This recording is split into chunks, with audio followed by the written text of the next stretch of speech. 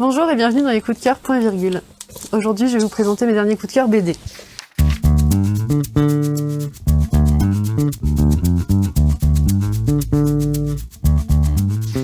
Donc, je vais vous parler de la saga des Beaux Geoffriys. C'est une saga qui a commencé dans les années 80, qui s'est terminée vers 2000 et quelques, 2013 et quelques. Et voilà, donc c'est Alan Moore qui scénarise, c'est Steve Parkhouse qui dessine, et c'est drôle. Donc c'est une famille de monstres qui vit en Angleterre, à Londres. Et bon, alors ils sont plus ou moins tous adaptés, hein. Il y en a qui travaillent, il y en a qui peuvent pas parce que c'est vraiment trop des monstres. Et voilà, et donc on suit leur quotidien, leur famille, comment ils essaient de s'adapter, ou pas spécialement en fait.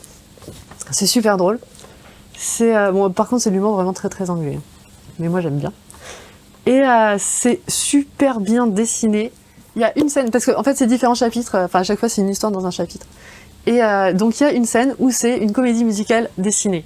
Donc rien que pour ça, ça vaut le coup d'être lu, quoi. Pour faire une transition dramatique, parce que là vous avez bien ri avec la saga des Beaux Geoffriys, là vous allez bien pleurer avec Mes Mauvaises Filles. Donc c'est l'histoire vraie de Zelba, l'autrice qui va devoir, qui a été confrontée au fait que sa mère était très très malade, qu'elle avait demandé à être euthanasiée, et elle va devoir la débrancher. Donc on suit cette histoire, elle est avec sa sœur, donc ça se passe sur 2 jours en fait. Donc entre le moment où elles se disent il va falloir le faire, le moment où il faut vraiment le faire, et tous les souvenirs, tout ce que ça, enfin toutes les émotions évidemment, tout ce que ça fait, c'est beau. C'est pas facile, hein, mais c'est très très beau. Dans un tout autre genre, le retour de Frédéric Peters et Serge Lehmann, qui avait déjà fait L'Homme gribouillé. On est toujours sur du polar, donc ça se passe à Saint-Elme, qui est une espèce de station balnéaire. Et il y a plein de personnages différents qui se croisent et recroisent, et je montre parce que les couleurs sont absolument magnifiques. Donc c'est une enquête policière, il y a un flic qui est envoyé là-bas pour retrouver quelqu'un, mais il va évidemment se retrouver dans un tas d'embrouilles, comme tout bon flic qui se respecte.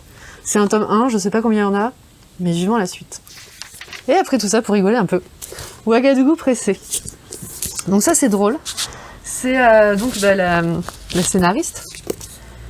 Elle vient du Burkina Faso, et donc là, elle part. Elle part demain, elle retourne en vacances au pays. Et donc on va suivre ce qu'elle fait pour ça. Donc elle va aller se faire coiffer pour être la plus belle, elle va aller s'acheter une robe pour être la plus belle, enfin pour faire baver tout le monde là-bas en fait. Et en même temps, elle nous raconte plein d'anecdotes sur qu'est-ce que c'est la vie au Burkina, et c'est vraiment super drôle, et des paysans. Le nouveau Grégory Panaccione, je sais pas le dire, c'est à peu près ça. Quelqu'un à qui parler, c'est adapté d'un roman. Du roman de Cyril Massarotto. Et donc c'est un type, c'est son anniversaire, mais il est tout seul. Donc il boit, il picole tout seul, c'est la loose quoi. Et il essaye d'appeler une ex, mais elle lui raccroche au nez, alors il se dit à qui parler et qui est-ce que je vais appeler. Et il décide de faire, pour déconner, le seul numéro dont il se souvient, à savoir le numéro de sa maison quand il était petit. Et il y a quelqu'un qui répond. Donc c'est un enfant, qui s'appelle comme lui, qui habite au même endroit, ses parents font la même chose. Donc en fait, il va découvrir qu'il discute avec son lui du passé. Il va en profiter pour faire un tour de ses espoirs qu'il avait quand il avait une dizaine d'années. Qu'est-ce qu'il est devenu maintenant? Comment il peut faire pour se raccrocher à ce qui le faisait rêver à la base? Et donc il va se mettre un bon coup de pied quoi, pour refaire des choses qu'il aurait dû faire depuis le début en fait. Et c'est beau. C'est drôle, c'est super bien dessiné, c'est top.